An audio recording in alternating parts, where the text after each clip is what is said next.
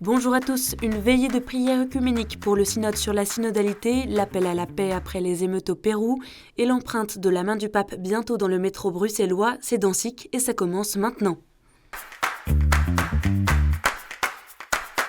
Sabato 30 settembre prossimo in Piazza San Pietro avrà luogo una veglia ecumenica di preghiera con la quale affideremo a Dio i lavori della 16ª Assemblea Generale Ordinaria del Sinodo dei Vescovi. Ce dimanche, le pape a invité les chrétiens à une veillée de prière quelques jours avant la première session générale des évêques à Rome du synode sur la synodalité du 4 au 29 octobre.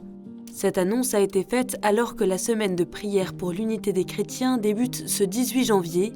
Le chemin de l'unité des chrétiens et le chemin de conversion synodale sont liés, a précisé le pape, qui a invité les fidèles de toutes les confessions chrétiennes à participer à ce rassemblement du peuple de Dieu.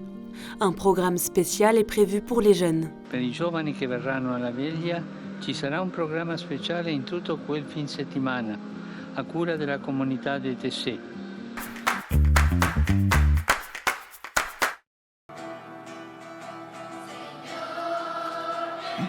Ne vous laissez pas voler l'espérance. Ce dimanche, l'archevêque de Lima, Monseigneur Carlos Castillo Matasoglio, a lancé un appel fort à la paix lors de la messe célébrée à la cathédrale de Lima, en mémoire pour les frères morts lors des conflits sociaux.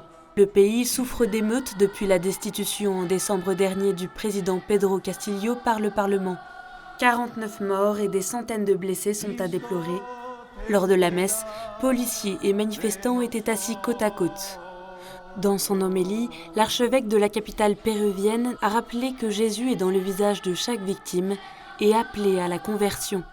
A esos hermanos que han matado y se mueven perdidos, como alma en pena, irradiando más muerte, les decimos y los llamamos con el corazón estremecido de dolor, que la sangre derramada no clama venganza, su sangre clama misericordia y paz, rectificación de comportamientos y conversión, para que termine esa tenebrosa y oscura espiral de violencia absurda e inaudita.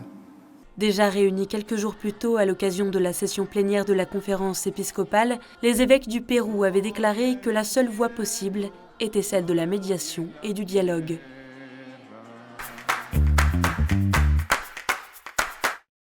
Les violences contre les chrétiens continuent au Nigeria. Le père Isaac Achi, curé de la paroisse Saint-Pierre et Paul de Kafinkoro dans le diocèse de Minna, a été tué ce dimanche. Selon la police nigériane, des hommes armés ont tenté de pénétrer dans le presbytère et y ont mis le feu, tuant le curé et blessant un autre prêtre présent, le père Collins. Au Nigeria, les enlèvements et assassinats de prêtres sont nombreux et les églises subissent régulièrement des attaques. Dans un communiqué, l'aide à l'Église en détresse demande de prier pour le repos du Père Isaac, pour la guérison du Père Collins et pour la communauté catholique locale et le diocèse qui ont été profondément affectés par l'incident.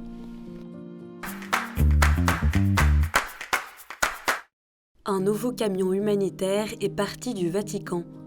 Le cardinal Krajewski, préfet du dicaster pour le service de la charité, a annoncé le départ d'un camion ce samedi contenant des générateurs et des vêtements thermiques. Il devrait atteindre la région de Zaporizhia où la guerre fait rage d'ici mardi soir. Depuis mi-décembre, des camions remplis de matériel pour aider les locaux à mieux supporter l'hiver en ces temps de guerre sont envoyés par le dicaster. Ces vagues d'aide humanitaire ont été rendues possibles par une levée de fonds de plus de 300 000 € sur une plateforme de dons organisée par le dicaster pour le service de la charité.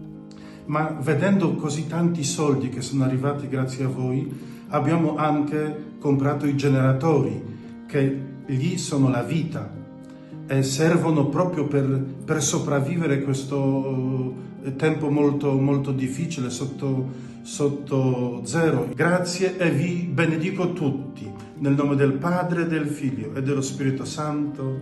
Amen. Un abbraccio forte. Le diocèse de Montauban a un nouvel évêque. Monseigneur Alain Guélec, nommé évêque de Montauban par le pape François le 29 octobre dernier, a été installé en l'église Saint-Jean-Baptiste de Ville-Nouvelle ce dimanche. La cathédrale Notre-Dame de l'Assomption de Montauban n'a pas pu accueillir la célébration puisqu'elle est fermée depuis 2020 après l'apparition de fissures dans sa structure. La messe était présidée par l'archevêque de Toulouse, Monseigneur Guy de Kérimel, en présence du nonce apostolique en France, Monseigneur Miglioré.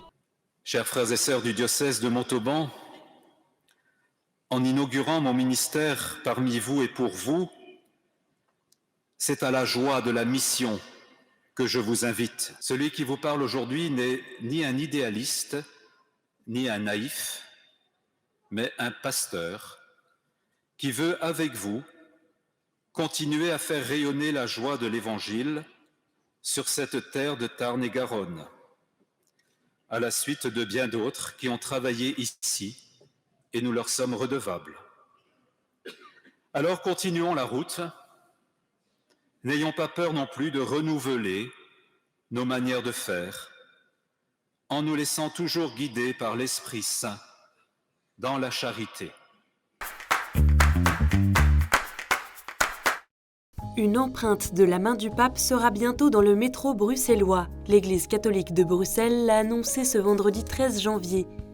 La semaine dernière, Monseigneur Jean Cockrols, évêque auxiliaire de Bruxelles, a remis à l'artiste bruxellois Ramsey Boubeker un dessin de la main du pape.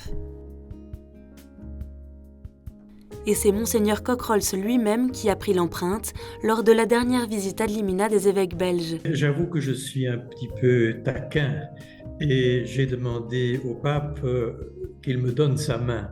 Alors il m'a d'abord regardé avec un air ébahi et puis ensuite j'ai un peu expliqué la finalité de cette demande et puis il s'est laissé faire. Le pape est d'une docilité exemplaire, si je puis dire. Il s'est laissé faire et j'ai fait le dessin de sa main. Ce dessin servira pour le projet international Les Mains de l'Espoir, qui illustrera les couloirs de la nouvelle station Toets-Tielemans à Bruxelles. Des empreintes de plusieurs mains ouvertes du monde entier pour symboliser la paix, l'amitié et l'ouverture. J'ai été sensible à la demande de l'artiste, notamment parce qu'il est d'origine musulmane et cela rejoint l'intuition du pape François dans l'encyclique Fratelli Tutti. C'est un message auquel je pense l'Église ne peut que souscrire. Les mains tendues vers l'autre, vers celui qui est différent, qui est parfois à distance, pour vivre ensemble. Le vivre ensemble à Bruxelles est un véritable défi. C'est une ville extrêmement cosmopolite. Et le sens de cette main tendue ne peut que rejaillir auprès de tous les visiteurs, toutes les personnes qui passeront par cette station de métro.